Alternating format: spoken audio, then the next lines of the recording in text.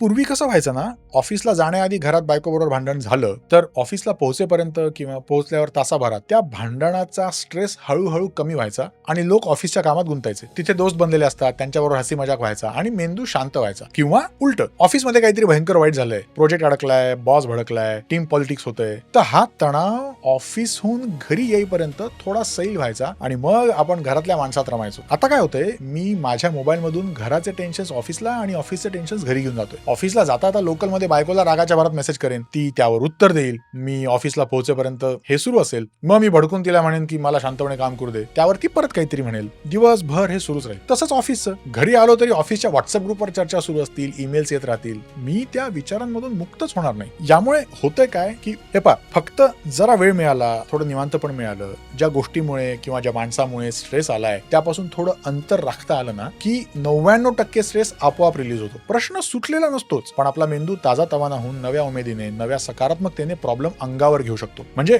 डोकं शांत झालं की बायकोवर राग निघणार नाही, वेळ प्रसंगी मी सॉरी म्हणायला हवं हे पटेल आणि सॉरी म्हटलंही जाईल. ऑफिसमधले इश्यू कसे सोडवायचे यावर विचार करायला पुरेसा वेळ मिळालेला असेल. पण हे आता होत नाहीये. अशा अतिजवळ असल्यामुळे सतत संपर्कात असण्यातून स्ट्रेस वाढत जातोय.